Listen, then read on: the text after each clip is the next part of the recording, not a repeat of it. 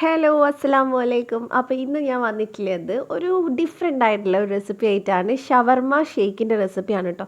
അടാറ് ടേസ്റ്റാണ്. അതുപോലെ തന്നെ എനിക്ക് തോന്നി യൂട്യൂബിൽ ആരും അധികം ഇട്ടിട്ട് ഞാൻ കണ്ടിട്ടില്ല.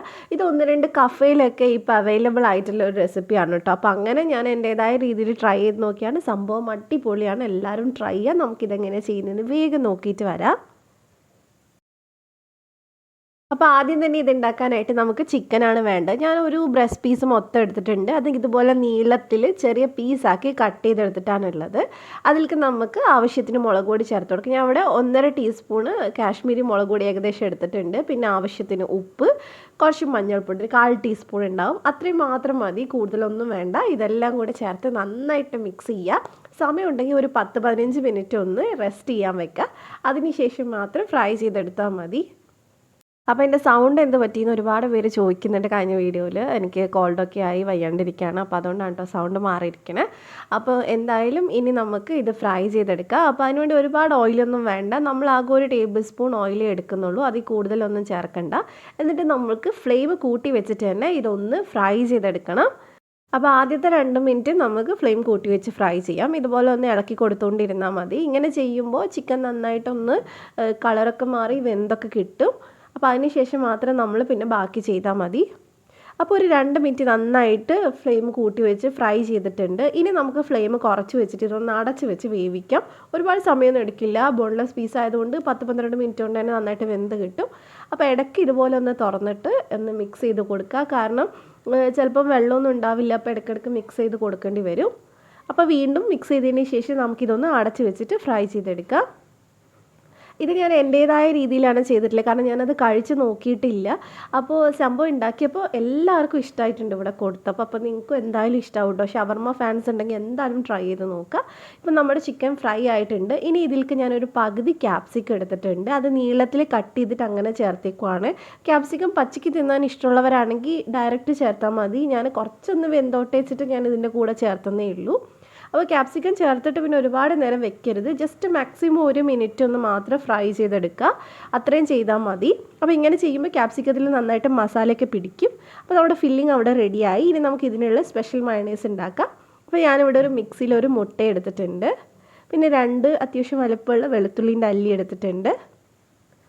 1 ടീസ്പൂണോളം ഞാൻ വിനാഗിരി എടുത്തിട്ടുണ്ട്. പുളി വേണമെങ്കിൽ ലാസ്റ്റ് നോക്കിയിട്ട് പിന്നെയും ചേർത്ത് കൊടുക്കാം. പിന്നെ നമ്മൾ ഇതിലേക്ക് ഒരു 1/2 ടീസ്പൂൺ കാശ്മീരി മുളക് പൊടി എടുത്തിട്ടുണ്ട്. ആവശ്യത്തിന് ഉപ്പ്. ഇതെല്ലാം ചേർത്തിട്ട് നന്നായിട്ടൊന്ന് അടിച്ചെടുത്തിട്ട് ഒരുപാട് നേരമൊന്നും വേണ്ട. ജസ്റ്റ് എല്ലാം കൂടെ ഒന്ന് മിക്സായി കിട്ടിയാൽ മതി. അപ്പോൾ നന്നായിട്ട് ഞാനിത് അടിച്ചെടുത്തിട്ടുണ്ട്. ഇനി നമുക്ക് ഇതിനകത്തോട്ട് കുറച്ചായിട്ട് സൺഫ്ലവർ ഓയിൽ ഒഴിച്ചിട്ടൊന്ന് അടിച്ചെടുക്കാം.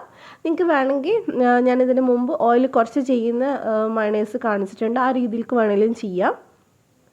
അപ്പോൾ കുറച്ചായിട്ട് ഓയിൽ ഒഴിച്ച് സൺഫ്ലവർ ഓയിലാണ് കേട്ടോ ഞാൻ എടുത്തിട്ടുള്ളത്. അത് ചേർത്തിട്ട് ഒന്ന് അടിച്ചെടുക്കുക. നല്ല തിക്കാവുന്നത് വരെ ഒന്ന് അടിച്ചെടുക്കുക.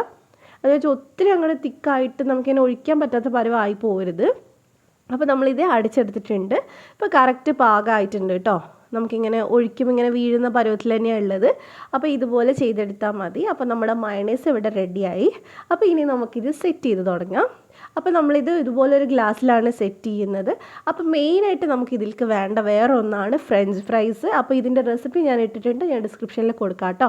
അപ്പോൾ ഫ്രഞ്ച് ഫ്രൈസ് നമ്മൾ ആദ്യം ഇട്ട് കൊടുക്കും. കുറച്ച് കൂടുതൽ ഇട്ടിട്ടുണ്ട്. അതിൻ്റെ മേലെ 1 ടേബിൾ സ്പൂൺ ടൊമാറ്റോ സോസ്, പിന്നെ ആവശ്യത്തിന് മയണൈസ് ഒഴിച്ചു കൊടുക്കുക. ഇനി ഇത് സെറ്റ് ചെയ്യുന്നത് ഒരു ഗ്ലാസ്സിൽ വേണമെങ്കിൽ സെറ്റ് ചെയ്യാം. വട്ടമുള്ള ഗ്ലാസ് എടുക്കാം നോക്കാം. എന്നാലേ നന്നായിട്ട് മിക്സ് ചെയ്യാൻ പറ്റുള്ളൂ നമുക്ക്. പിന്നെ നമ്മൾ ഇതിലേക്ക് കുറച്ച് ക്യാബേജ് ചെറുതായിട്ട് കട്ട് ചെയ്ത് ചേർക്കുന്നുണ്ട്. ക്യാബേജിന് പകരം ലെറ്റ്യൂസ് കിട്ടുകയാണെങ്കിൽ അതെടുക്കാം. കുറച്ചുകൂടെ രസം ഉണ്ടാവും. അപ്പോൾ ഒരു 3 സ്പൂണോളം ഞാൻ ക്യാബേജ് ഇട്ട് കൊടുത്തിട്ടുണ്ട്. പിന്നെ ഈ വെജിറ്റബിൾസൊക്കെ നിങ്ങളുടെ ഇഷ്ടത്തിനനുസരിച്ച് കൂട്ടുകയും കുറയ്ക്കുകയും ചെയ്യാം. പിന്നെ നമുക്ക് 1-2 സ്പൂണ് ക്യാരറ്റ് ഇട്ട് കൊടുക്കാം. പിന്നെ ഞാൻ വീണ്ടും കുറച്ച് മയണൈസ് ഇട്ട് കൊടുക്കുന്നുണ്ട്. ഈ മയണൈസ് ആണെങ്കിലും ടൊമാറ്റോ സോസ് ആണെങ്കിലും ഓരോ ലെയറിൽ നിങ്ങളുടെ ഇഷ്ടത്തിനനുസരിച്ച് ലെയർ ചെയ്തെടുക്കാം കേട്ടോ. ഇങ്ങനെ ചെയ്യണമെന്ന് നിർബന്ധമൊന്നുമില്ല.